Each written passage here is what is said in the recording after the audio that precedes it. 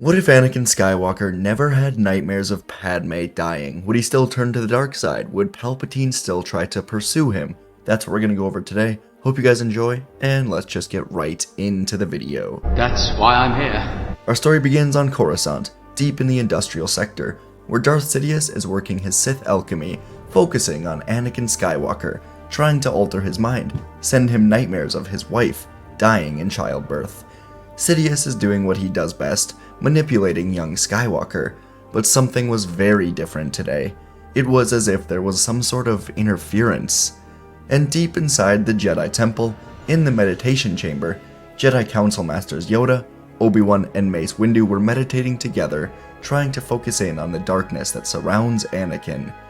When Anakin, Obi-Wan, and Palpatine returned from the Invisible Hand after Anakin killed Dooku, Mace Windu noticed there was a dark aura surrounding Anakin, as if he let a darkness consume him in order to kill Dooku. So tonight, the three Jedi focused on Anakin in the Force, sifting through the darkness. And as they did this, the Jedi had a vision of the Dark Lord of the Sith, but it lasted only a second. And inside of his lair, Darth Sidious was thrown back with an explosion inside of the room. He snarled as he got up, realizing the Jedi were closer than he thought to finding him, and he realized that he would need a new path to bringing Anakin to his side. And the Jedi broke off their meditation, confirming their suspicions. The Dark Lord knows about Anakin, and he will be coming for him. So the Masters decided that Anakin must stay on Coruscant, so when the Dark Lord does come, they will be ready. So the next day would come around, and Anakin was in a fine mood after spending a peaceful night with his wife. And his day was soon made even better, as he was called into Palpatine's office, and the Chancellor assigned him to be his personal representative on the Jedi Council. Anakin was extremely grateful, thanking Palpatine for this, but the Chancellor said that he wonders how the Jedi will react. Anakin was confused, but Palpatine continued, saying that the Jedi fear Anakin's power, and they will do anything to keep him hidden away, including deny Anakin the rank of Master, even with him being on the Council. Anakin said that a Jedi could not be on the Council without being a Master, but Palpatine looked out the window across the way to the temple, and it was far in the distance, as he told Anakin that perhaps when it comes to the Chosen One, the Jedi will amend their rules to keep Anakin down. And Anakin soon found that the Chancellor was right.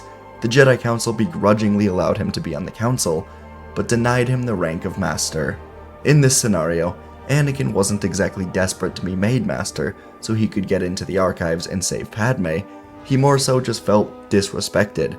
The council meeting would continue, with Yoda going to Kashyyyk, and when it was over, Anakin asked Mace Windu to stay with him. Anakin asked why he wasn't made a Master, and Mace said that the council doesn't like how close the Chancellor has gotten with Jedi affairs. The Jedi and Republic are not supposed to be so close together.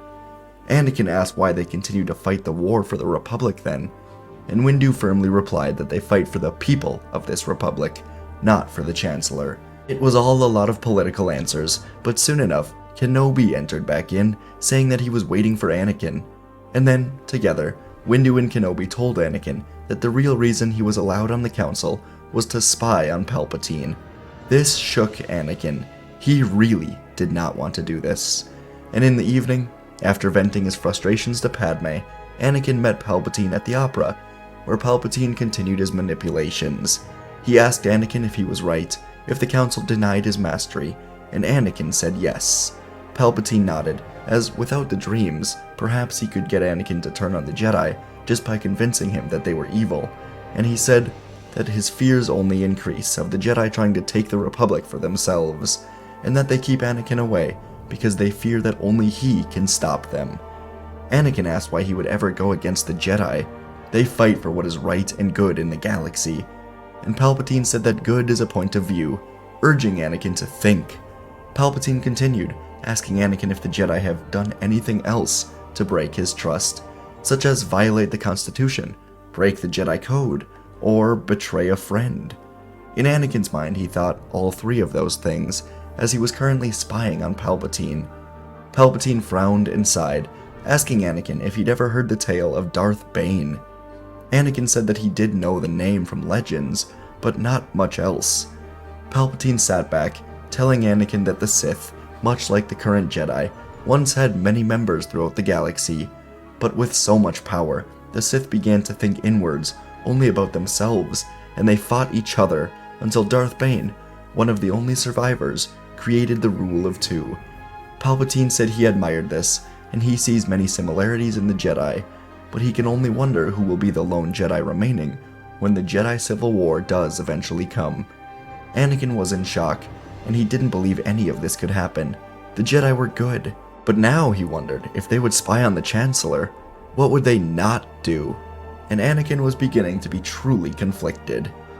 He would continue the next couple of days as a council member, and he would be very curious about the Jedi once they sent Obi-Wan to Utapau to fight Grievous without him.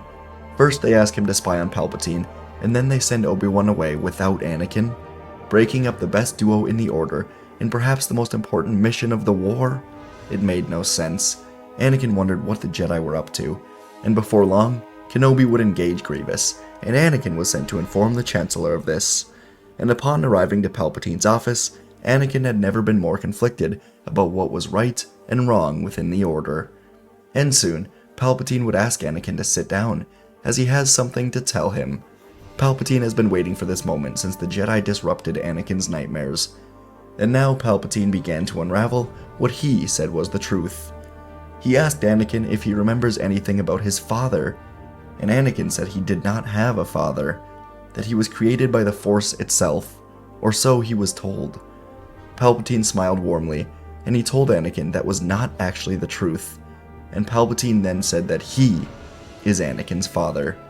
Anakin, of course, could not believe this. It made no sense, as this would mean that Palpatine has the Force, that he's a...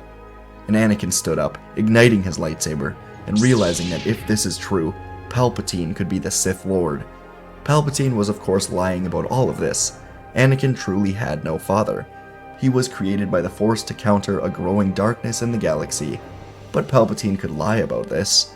He told Anakin that he used the Force to create life, to create the perfect being to be the heir to his father, and that they can follow in the footsteps of Bane, bring the Rule of Two to the Jedi and Sith, by being the only two remaining when it's all over. Anakin felt numb, only able to say that he's the Chosen One, and Palpatine jumped at this, saying that he is the Chosen One, chosen by him. Out of the quadrillions of beings in the galaxy, it is him that Palpatine has created to rule with him.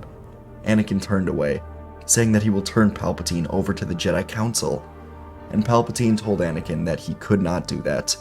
Once the Jedi find the truth that he was created by the Sith, they'll kill both him and Anakin. And Anakin knew it was the truth. But they were soon interrupted as Mace Windu, Kit Fisto, Aegon Kolar, and Saesee Tiin entered the room, telling Palpatine that General Grievous is dead and he must now give up his emergency powers.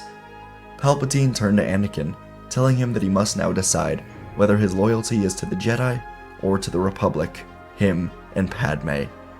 Palpatine turned back to the Jedi, saying that they have no authority to order this, and that their loyalty is to the Republic, to the Chancellor. They're here without even the pretense of legality. And with a sigh, Palpatine said that this plan, all along, has been to take over the Republic. Palpatine called his lightsaber to his hand, igniting it, and saying that he will not let the Republic fall into the evil hands of the Jedi without a fight. Windu and the others were honestly shocked. They were just here to ask the Chancellor to give up his powers, but they didn't know that he was spinning a web to catch Anakin in, and it was working. Windu and the others had to ignite their sabers, and Windu yelled at Anakin to help, but Anakin didn't move, as suddenly the Dark Lord of the Sith was battling the Jedi. Anakin only watched as Sidious stabbed Aegon Kolar through the heart, then spun and cut Saesee Tiin in half, before dueling with Fisto and Windu. Anakin was about to make a choice of who to join once and for all, when his comlink began to beep. Curiously, Anakin answered to see Obi-Wan contacting him. And so, as Windu and Fisto battled in the other room with Palpatine, Anakin spoke to Obi-Wan. Obi-Wan said that with the death of Grievous, he couldn't get Anakin off his mind. From his time on Coruscant earlier with Windu and Yoda, Obi-Wan knew now that the Sith would be trying to ensnare Anakin at some point or another, and Obi-Wan said he was just worried about him. Anakin didn't know what to say, and Obi-Wan tilted his head, asking what that sound was in the distance. Across the hall, lightsaber clashing could be heard, and so Anakin told Obi-Wan everything. He described his mistrust for the Jedi and how Palpatine has predicted everything, but Obi-Wan tried to snap Anakin out of it, saying that Palpatine is a Sith Lord. He is truly evil. Anakin snapped at Obi-Wan now, asking if he can even trust him, and Obi-Wan sighed, then told Anakin he has only one thing to consider. What galaxy does he want his child to grow up in? One ruled by the Sith, or one ruled by democracy? Anakin wanted to deny it, to say that he didn't know what Obi-Wan was talking about, but there was no point. This was the most important moment of his life, and Obi-Wan just asked Anakin a truly great question, and Anakin knew the answer. He ended the call and ran into the other room where Anakin saw Kit Fisto be stabbed in the side and fall to the ground. And now Palpatine was shooting lightning into Windu's lightsaber, and the Sith Lord screamed out, telling Anakin to choose. Anakin hesitated, and Palpatine told Anakin again to choose his family. Palpatine, of course, meant him, his father, but Anakin heard this as choosing what he wants for Padme and the child, as Obi-Wan said. So with a firm strike, Anakin ignited his lightsaber and sliced up through the chest. And Darth Sidious fell to the ground, dead, as Windu tried to catch his breath. In the end, the only thing that would have been able to turn Anakin to the dark side was the fear of losing Padme, which the Jedi had prevented. Windu was both disappointed and proud of Anakin. If he'd acted sooner, perhaps no Jedi would die today, but in the end he did make the right choice, despite the Sith clearly being inside his head.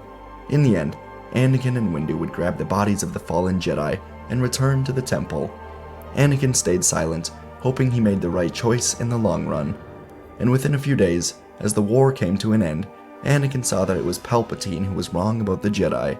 With the war over, Yoda decided it was time the Jedi leave Coruscant and become more separate from the Republic. Anakin would spend many days and then weeks meditating, searching the Force for the truth about where he came from, and whether or not he was created by the Sith. He would dive so far into the Force, until eventually Qui-Gon came to him and assured him that he was the chosen one, born to destroy the Sith, not join them, and Anakin was very relieved. Luke and Leia would be born and become the first students in the new Jedi Temple on Tython, as the Jedi reformed their order to be better, while Padme returned to the Senate to become the Vice-Chancellor to Chancellor Bail Organa. And folks, that is our story for today. I wanted to do one where, obviously Anakin doesn't have nightmares, but there's still a chance he turns to the dark side. I wanted Palpatine to at least have a backup plan. Now I could have just having him give up on Anakin entirely, but I didn't think that made sense. He was really close to convincing Anakin that the Jedi were evil, which I don't think they were. I think they were just stuck in their ways. You know, I think Yoda realized at the end of Revenge of the Sith that he was quite wrong about a lot, which is why he goes into exile. I know when I do a lot of stories and have Yoda go into exile after Order 66, people are like, why? But I think that's a key part of Yoda. He doesn't want to keep fighting. He realizes it's not his time anymore, at least until Luke is ready to be trained. So, yeah, anyways, I really wanted to emphasize that the only way that Anakin's turning to the dark side in this is with the nightmares, even though Palpatine gives his best effort, and Anakin even sees that the Jedi might be trying to take over. But in the end, of course, they're not. So, hope you guys enjoyed this story. Let me know what you thought in the comments. Appreciate you checking it out, and I'll see you in the next video.